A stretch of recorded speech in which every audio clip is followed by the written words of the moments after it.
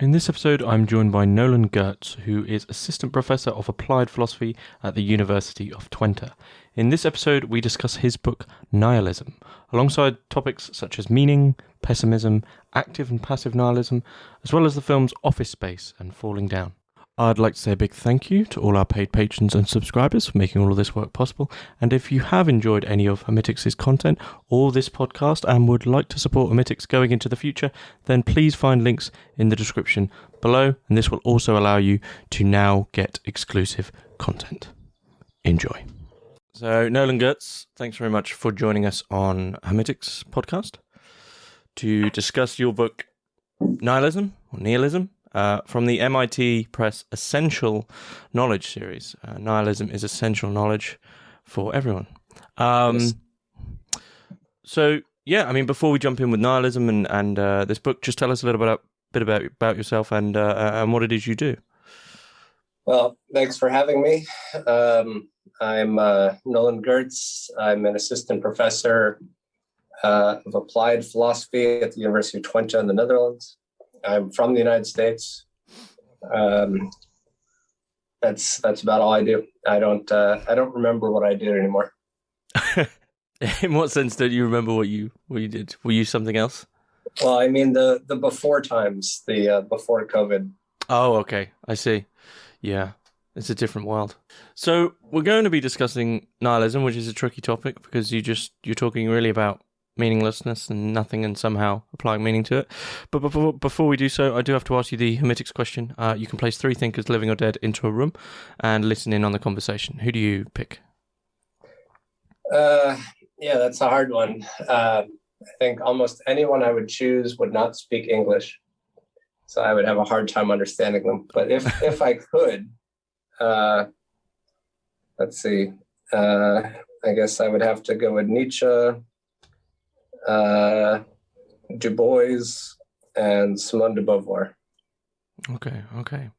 I know of de Beauvoir and Nietzsche. I'm not massive, not sort of wised up on Du Bois. So what's their work?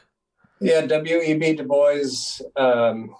He is born after the Civil War, dies during the Civil Rights Movement.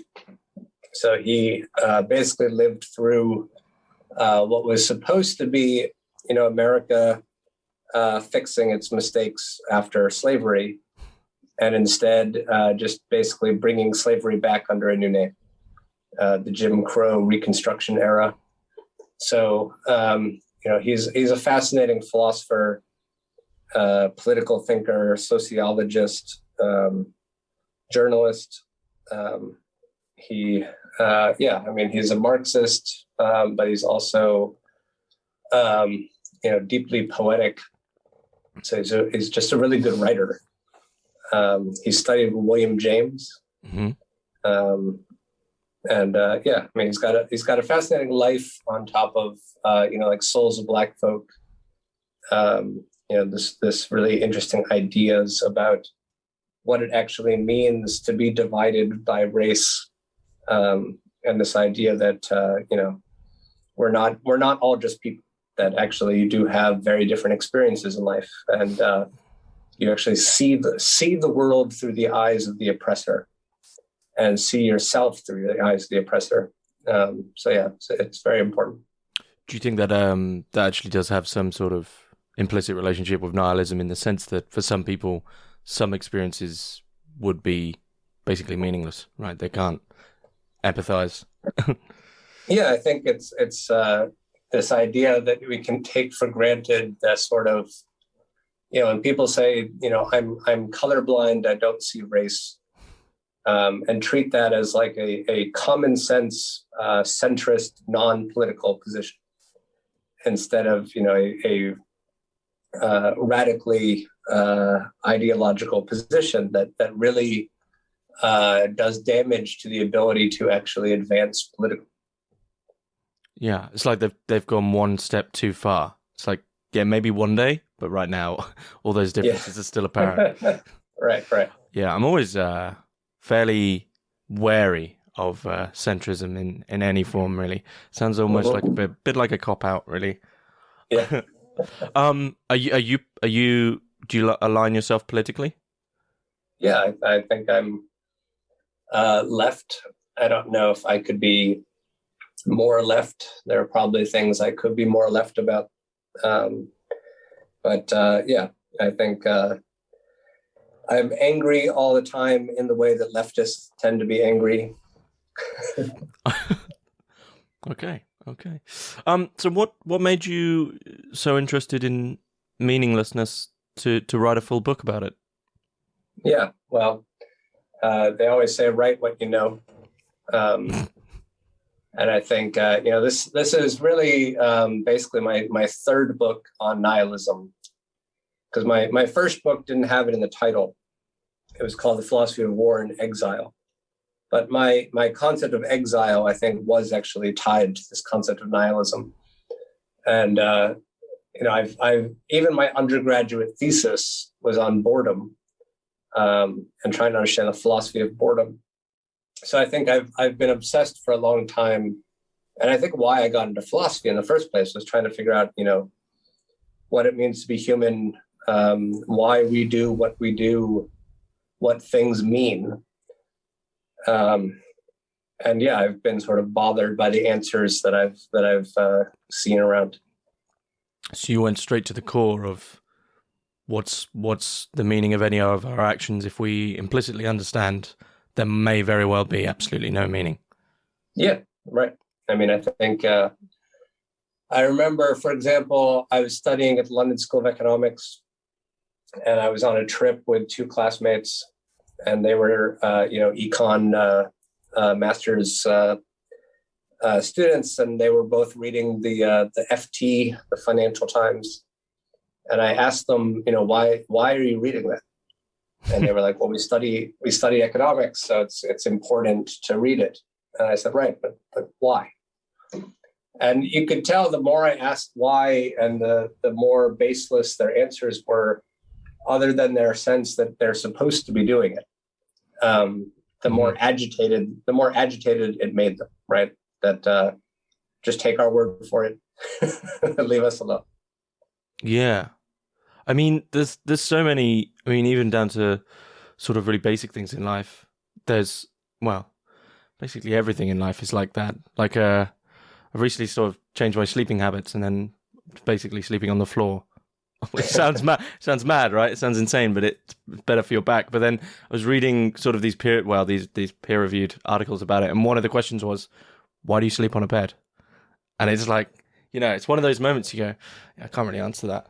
Right. Not that it has too much to do with meaninglessness, but it does have something to do with that implicit drive towards a constant need for an anchor, right? But I mean, am I right in thinking is that your agreed upon term of nihilism that it is just meaninglessness? There's no meaning to anything. Well, so I think the key for me was the relationship between nihilism and escapism, and the idea of wanting to believe that your life is meaningful, that your actions are meaningful, and being completely unwilling to question that assumption. And getting sort of violently angry and agitated whenever people do try to question it. And so my books have really been focused more on the sort of techniques that we use to avoid, to escape from having to think about these things. Mm-hmm. Okay. Because in thinking about meaninglessness, you implicitly get caught up in that question of what is meaningful. Right. And I mean, do you think all discussions of nihilism sort of would gravitate towards the sense of meaning being just relative? Yeah, I think there are various ways of interpreting nihilism, and I certainly don't claim to be the final say on the matter. And my Amazon reviews certainly speak to the people who have different opinions about what nihilism is. But yeah, I think it is important. There are people who see it as a positive doctrine about being able to say, this is how it is. So life is meaningless, knowledge is meaningless, truth is meaningless. And you just run down the list and just say no to each of those things. So my books have not really been interested in that aspect, but much more in, again, nihilism as a way of life. So not as an ideology, but as a way of navigating reality, or I guess try to avoid navigating reality. And that's also what I thought was so powerful in Nietzsche, and I think initially got me inspired to write about it, was that I think he was really good at diagnosing all of these kind of techniques. Okay, so that's interesting. So it's less of a, when we're speaking about epistemological nihilism or even theological nihilism or moral nihilism, it's less to do with that, and actually almost seems more towards your undergraduate thing you spoke about there, in that sense of boredom, in the sense of, well, what happens with nihilism when, it's no longer a huge, is God real? Are the big questions, meaningful? It's everyday life. Do you think? What do you think the big changes there then between once you start? To apply nihilism is a tricky topic, but once you sort of have a nihilistic life, what happens then?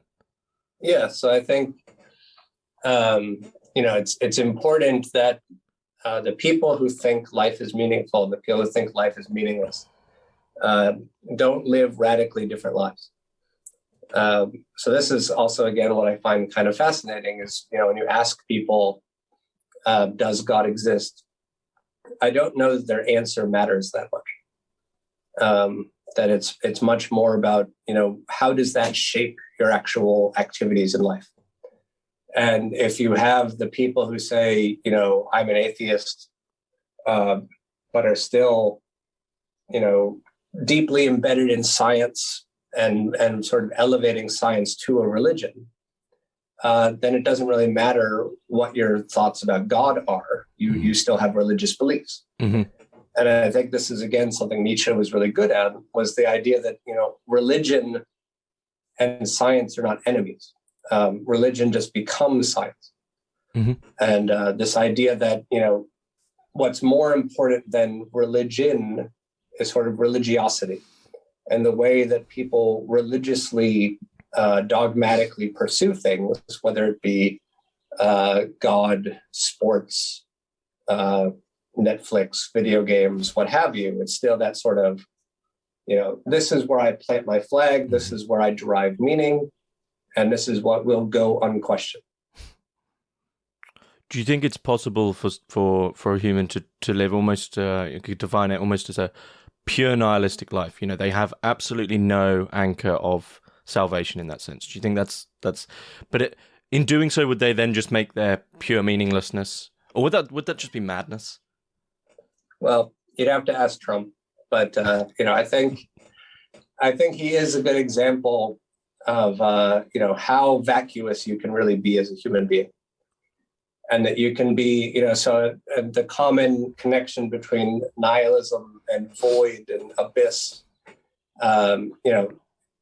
Trump is sort of the personification of those things, right? And the way that he sort of inspires others to follow and try to model their lives on his lifelessness is really what's destroying America right now. And I think it's important to appreciate that people can be completely devoid of anything human. Do you think? I mean, it's interesting you brought in the word human there. I mean, in relation to sort of the Trumpist capitalist life drive of a free floating on American entrepreneurial spirit, which goes from the next thing to the next thing to the next. Do you think there's I imagine you do, because you're left wing, but do you think there is something inherently almost fluxingly nihilistic in capitalism, in that it plants its flag here, and then the next day it's here, and it has absolutely it's completely relative. It's wherever the profit is.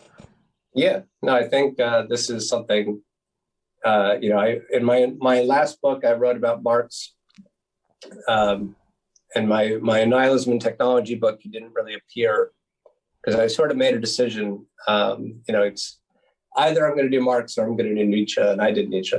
And then in the book after, I try to move more towards Marx, and maybe the next book it'll be even more towards Marx.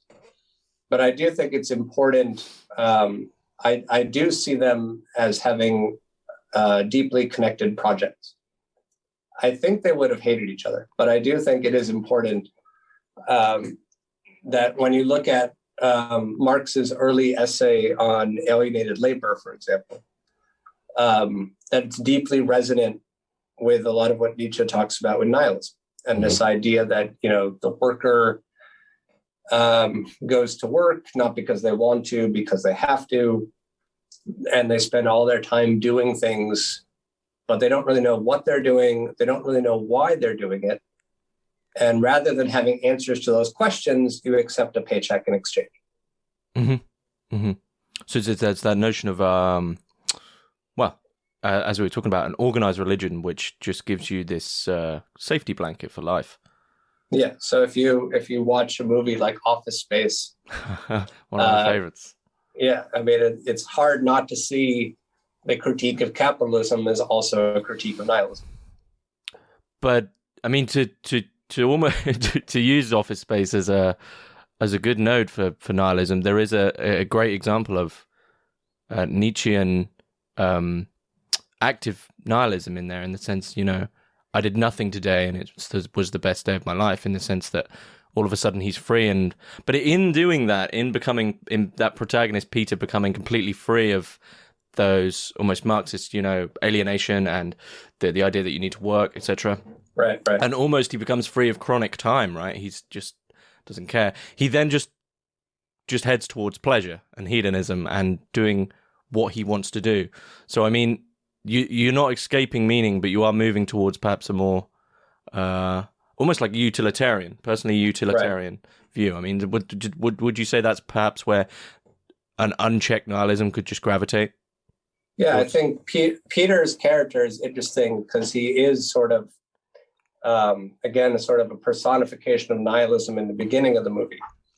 That great scene where it says, every day is worse than the last, so any day you see me is the worst day of my life. But he keeps doing it, right? Mm-hmm. And so I think the active nihilist in the movie, because Peter basically becomes the Tolstoyan hero who derives meaning from physical labor. Mm-hmm. But I think the real hero of Office Space from an active nihilist perspective is Stephen Root's character, who puts so much emphasis on his little red stapler, and when it's taken from him, burns down the building. Mm-hmm. And he's the one who's shown at the end on a tropical beach. So it's sort of like he won, right? Yeah.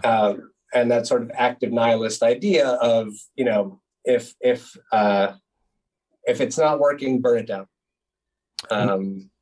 So I do think he's the one who's willing to do that. I mean, that's interesting though, because he takes so much crap from life up, but he has that node, right, to constantly hold on to, and once that's gone, then he finally cracks.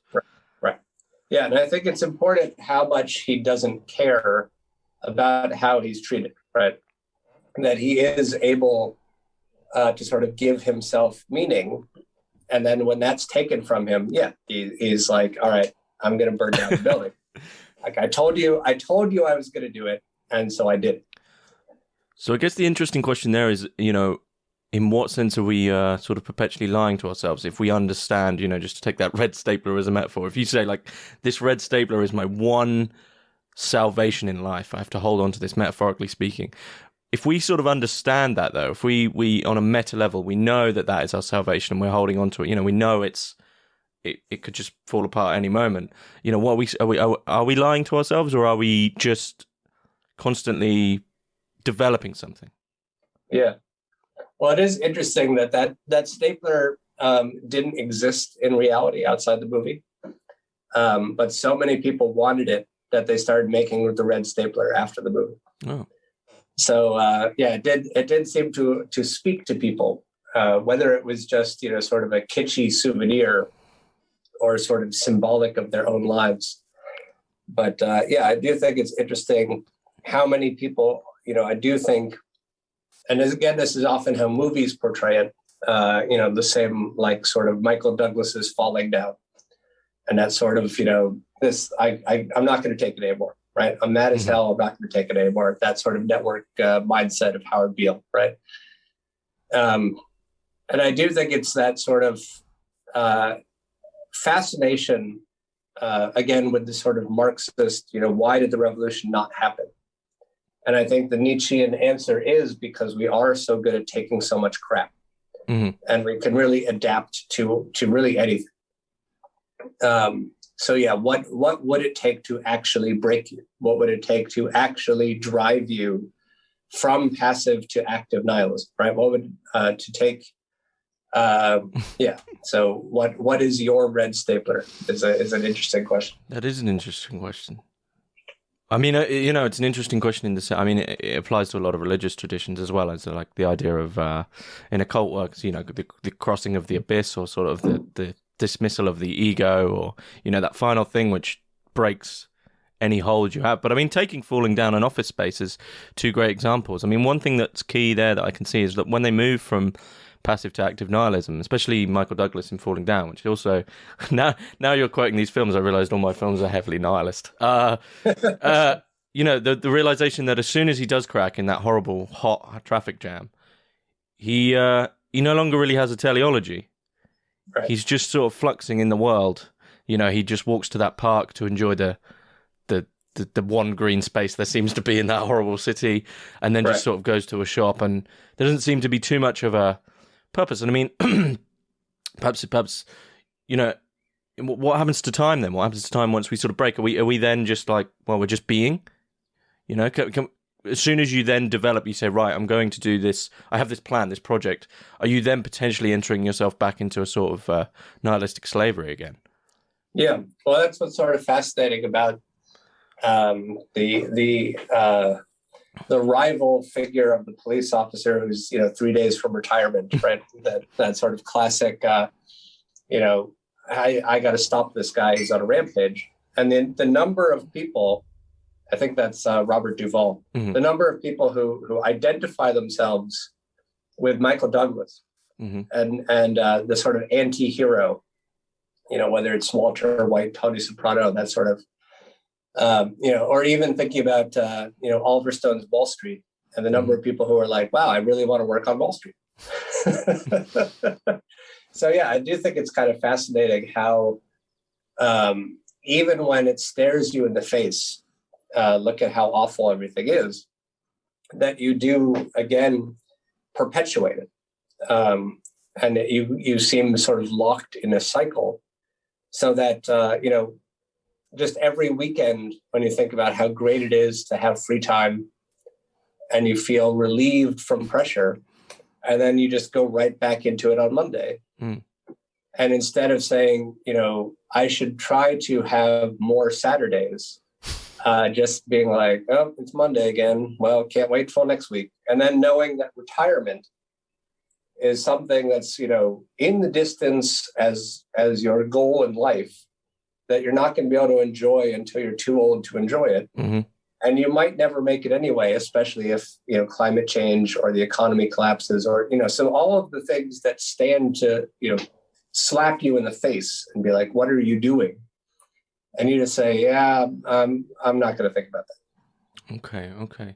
I mean, this is, my increasingly becoming my least favorite philosophical thing. But this is very, no, not nihilism, but this is very like the Camus reading of Sisyphus, right? And I'm close to detesting this reading, because I realized the other day that if you focus on the fact he uses the word imagine, it's not Sisyphus is happy.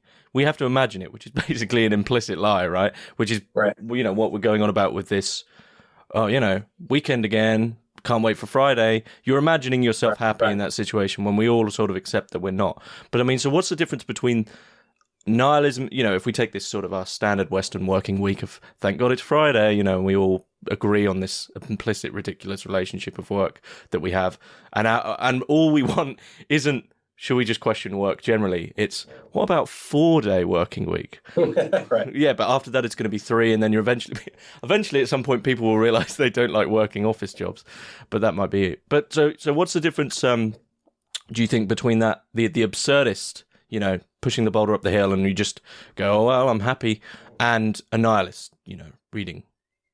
Yeah. I didn't really want to go into Camus in my book precisely because, well, one, Myth of Sisyphus is incredibly hard to read. But I do think it is important, the idea of suicide as the real philosophical question in life. And if you look at his novels like The Stranger or The Plague, he's clearly very occupied with nihilism. But I do think, that sort of the absurdist response, I do think, has some history in Nietzsche as well. In the third essay, The Genealogy, he seems to suggest towards the end that the real enemy of nihilism is not science, but comedy, and the ability to sort of laugh in the face of these absurd, serious people, and make them.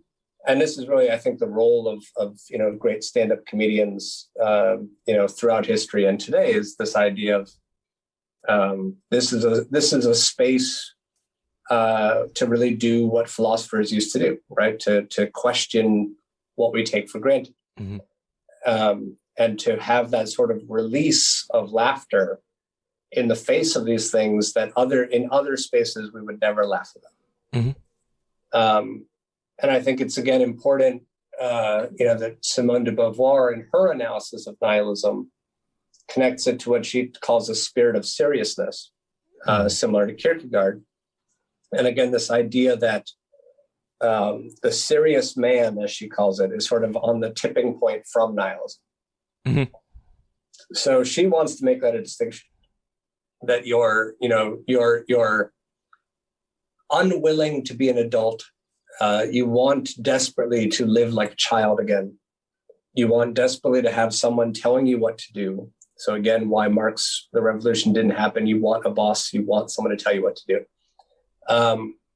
And that they are the ones who take all the responsibility so that you can be free. So sort of cleaving the Sartrean freedom responsibility, you be responsible, I'll be free. Which nowadays is what we do with robots. So of course we still have the same idea, right? Algorithm, you be responsible, I'll be free. But yeah, I do think it is very important that for de Beauvoir, it's when that doesn't work, then you become a nihilist. So you could go a long time living that way. And it's only when that breaks down, for de Beauvoir's reading at least, that's when you go, okay, I'm not playing this game. I'm not playing any game. This is all just shit, and I'm going to destroy it as quickly as possible. What happens after you destroy it? Yeah, well, I think that's always are you going to go the self-destructive path or the world-destructive path? And so this is where she starts talking about Nazism, for example. This idea that fascism and nihilism have a lot in common. And I think Hannah Arendt talks about this as well, that what makes fascism and totalitarianism so appealing is that it gives you this, what we call the big lie today. And you want to believe it because it's better than reality. And this idea that that's how the radical right wins is by not having to look at reality, not having to question things, just have the big leader be your big father. And again, this paradise of complete lawlessness, complete freedom as the sort of exchange for, marching whoever you don't like off to death. Okay. Do you think that there is only a certain level of intensity in one's nihilism? Do you think certain people could be more nihilistic? Oh yeah, definitely. I mean, I think the sort of everyday nihilism that we all engage in, and then there's the how much worse can it get, right? So I think we have normalized a lot of nihilism. And this is, again, what my Nihilism and Technology book was about, was really how we normalize these things and how technology is really great for doing that. So if you said, I can't wait for the weekend, I'm going to, binge Netflix for 48 hours, people wouldn't say, like, you need help. They'd be like, oh, that sounds great. Have fun. Let me know what you're going to watch. I'll watch it too, kind of quick. So again, this sort of, that we accept that level of nihilism is perfectly fine. But if you said, right, like, I'm going to, sleep on my lawn naked because who cares, right? None of this doesn't matter. That's when we say, okay, that's a bit too far. Like so there are people who obviously live that way. There are people who, get high 24/7. There are people who are drunk 24/7. And we seem to say, well, that's too much. So sort of, we become Aristotelians and think that you have to have the golden mean of nihilism. I wonder where that line is. I wonder what the activity one could undertake where people would almost be divided in whether or not that's an acceptable amount of meaninglessness. But I mean, that's an interesting question, right? I mean, because the examples you gave are really good, because it sort of emphasizes the fact that people want a time filler, right? Because if you said, like you said, what are you doing this weekend? I'm watching Netflix. That's it. Binging it. Well, it doesn't even, for a lot of people now, it doesn't even seem to matter. It's interesting that they say I'm binging. I'm not I'm binging a fantasy TV series. I'm binging literally a supplier. It's like saying I'm binging Gmail. Well, that's a content provider. But then that's fine. But if you said, well, I'm probably going to go sit in a field nearby and stare at the sky for probably most of the weekend, people will think you're mad. But is that because in doing so, you're fully accepting, you're fully just placing yourself in the fact that time is just passing. There's nothing there to fill it. You're just accepting that you're alive and you're being, is there something that we find almost abhorrent about that almost, oh, you're comfortable in your own skin. You don't need I guess thinking about technology, you don't need an apparatus to fill your time. Yeah, no, I do think it's important that sort of, I am, made comforted by your being as nihilistic as I am.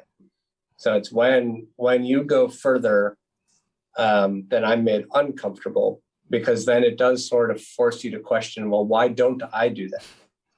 So if someone said, like, I'm not going to work, like, I'm just going to stop, like, I'm just not going to go to work. And when people are like, well, how are you going to pay your bills? And I'm not going to pay my bills. And it's, how are you going to pay the rent? I'm not going to. And then, like, you're going to go to jail. And you're like, well, then I'll go to jail. And it's, again, this sort of, we start policing each other, and sort of, that all of these anxieties, instead of it being directed to yourself, you externalize onto the other person. So it's not, why do I do these things? It's, why aren't you doing? And I think it's similar with, it's not just that I binge Netflix, it's why aren't you binging? So if you do say, well, I'm just going to sit in a field, it's, again, this sort of like, oh, you think you're better than me. Like, you immediately take offense that you're not going to do the same thing I'm doing, in a sort of, existentialist, I set the value for actions by what I do. And I assume that you would accept my valuing of things in the same way.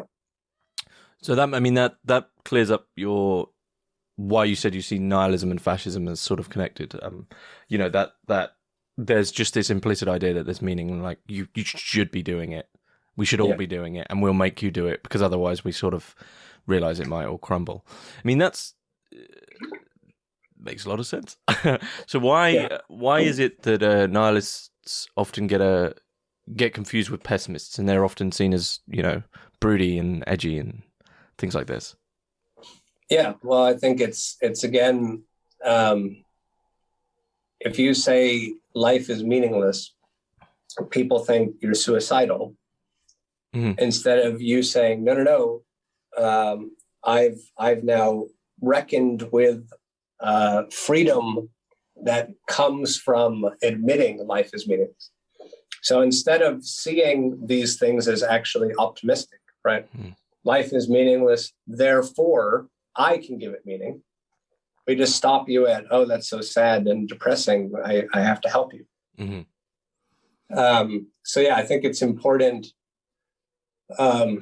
This idea that, Hannah Arendt and Nietzsche, I think, also have in common this idea that suffering is part of life, and it's actually important politically. And this drive to get rid of suffering is actually a drive to getting rid of meaning in life, the ability to actually think about why am I suffering? So again, similar to boredom, the sort of trying to be constantly entertained instead of saying, no, boredom is important. It's actually a useful part of life. It's an indicator of, where you're supposed to be and where you're not supposed to be. And so again, this sort of, if you think, you should be smiling and happy all the time, and then if you're not smiling and happy, it's something wrong with you, instead of it being about the situation you're in. So again, the sort of suffering as a signal to you to question your situation, instead of just saying, oh, I guess I need more therapy. Or the implicit, the idea that everyone should be smiling is sort of the implicit, almost fascist normalcy of you should be happy. Whereas, that idea that not being happy means you're unhappy is just a ridiculous idea. It's like, well, I'm just being, leave me alone. And I think it's, again, this sort of question of, we take for granted that you're supposed to ask, why aren't you smiling, instead of, well, why are you smiling? What have you got to smile about? Yeah. Okay. I mean, when it comes to philosophy, I'm always interested in what happens when we push this. And with a lot of philosophical ideas, because they've got something to hold on to, you can sort of theorize what might happen when it's pushed to its limit. But I mean, we've spoken about it, I guess, in social terms. The absolute limit of nihilism is almost the nihilist from The Big Lebowski, right? Just, they're nihilists. They're just in that pool. They are just basically this floating being who, is just, well, you can't really describe it because there's nothing that they can actually attach to. I mean, do you think there is a possibility of saying, right, we're going to accelerate nihilism to the point where it breaks? Do you think it could ever break? Yeah, I mean, you could imagine climate change is sort of one way of doing that, because at some point, reality is forcing itself on us through the world burning, melting at the same time as it's freezing. And, so it's, again, the sort of, people keep talking about climate change as the future, instead of realizing, no, it's here and it's been here for a while. And again, it's privileged positioning that allows you to say it's still, something in the future for us to worry about. And that, I think you are sort of driven to the realization, like, it's not just that I need to change, but the world has to radically change. And again, that's why, like, COVID was good for making us realize that maybe we're not going to do that. And maybe there are some people who will, and there's going to be a hell of a lot of people who won't. And this is going to be a big problem for us. And that even things like democracy, that might not work. That if it comes down to a majority vote, and the majority say, no, I'm okay with seeing how far we can go with this, and then maybe Bezos and Musk will build spaceships to get us to Mars or whatever. What do we do then, right? If we just say, well, the world ended, but at least we stayed democratic. So that's, I think, always the fear, is that if climate change is an existential threat on a global scale, we're going to be forced to reckon with, a lot of our nihilistic ways of life. Mm-hmm. I mean, I remember thinking at the start of the whole COVID thing, when there was big lockdowns, that maybe this will be enough.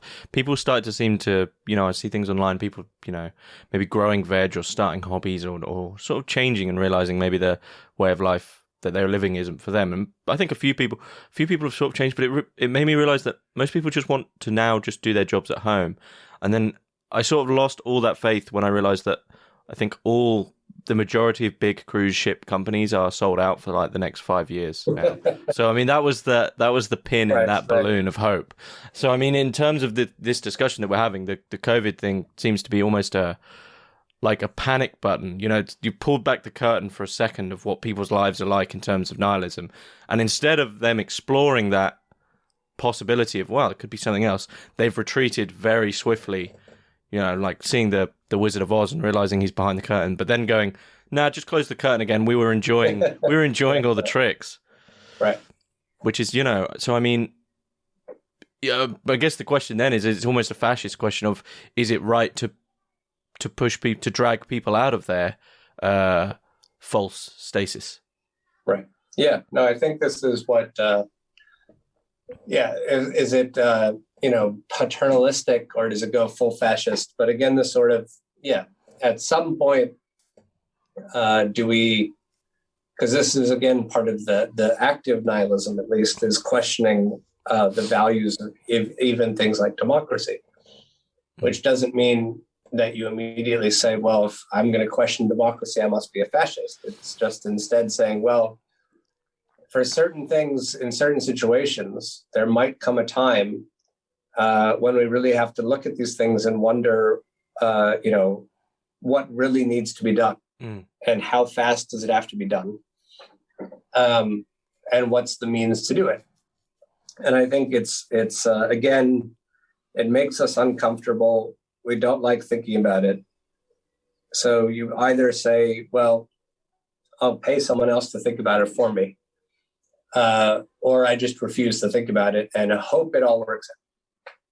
Mm-hmm. But then ultimately there is the big event, right? There is death, which is, if we didn't have it's an interesting question, what happens with nihilism if you were to live eternally? You know, what that's interesting. But I mean, in what role do you think death plays? Do you think, do you subscribe to the Ernest Becker idea that death is behind every single thing we do, or do you think death is something we're avoiding in terms of nihilism, or do you think even that it's just not even a thing? Yeah, no, I think it's important how close mortality and nihilism are, and our sort of unwillingness to think about our own death as sort of a source of our unwillingness to think about everything else connected to death. So unwilling to think about the future, unwilling to think about risks, danger. And this is really what my first book was about, the idea that we tell soldiers returning from war, that your preoccupation with death makes you crazy. Mm-hmm. And that we need to make you a good, rational, sane person who doesn't care about death anymore. So it really does feel like, we outnumber you, so we get to define sanity. Mm-hmm. So, what do you think? The sort of did you come to some solutions in that first text with regards to what's to be done with death in the face of nihilism? Yeah, well, I think it's important to think about death and not think that people are just being morbid. In the same way that when, again, it's taken for granted, well, you can't be responsible all the time. And the number of people I see on Twitter who say things like this, like, well, it's, you got to take a break. You got to have some free time. And then it becomes like, okay, but do you ever actually take responsibility? Like, when do you stop having the break? When do you stop having the relaxation time? So yeah, I do think it is, it's fascinating to me that we say with such assurance, you can't be responsible all the time, as if like you tried it and it didn't work. Mm-hmm. I mean, that's an interesting idea as well, though. Is it like, even if you've, whatever take a break means, like you can somehow just detach from everything. What does it then mean to say, like, right, I'm going, I'm plugging back in. I'm suddenly having meaning. That meaning, that meaning has to be there, right, all along. So there's maybe there is a bit of a self deceit in the idea of a break is just another form of, it's just a different form of nihilism. Right. man.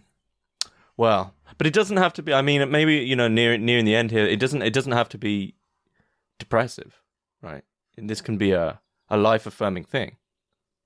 Yeah, no, I find it very depressing when people take things for granted. So that might make you happy. That doesn't mean it makes it healthy. And I think that is an important distinction. And I think this is, again, why Nietzsche saw himself as sort of a cultural physician, that he was trying to diagnose, these sort of illnesses and seeing nihilism as an illness. Mm-hmm. I mean, yeah, I guess because this video will probably be just titled Nihilism, and I guess if anyone, you know, those sort of people who are into nihilism or have that misappropriation of it as Nietzsche as this nihilist, that's something to clear up. Is that really once he'd realized that, you know, after the death of God, his whole project was, well, you know, how can we deal with this? Not dwelling in it. Right.